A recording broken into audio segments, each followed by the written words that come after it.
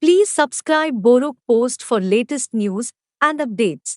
Follow Borok Post in borokpost.com, Facebook and Twitter.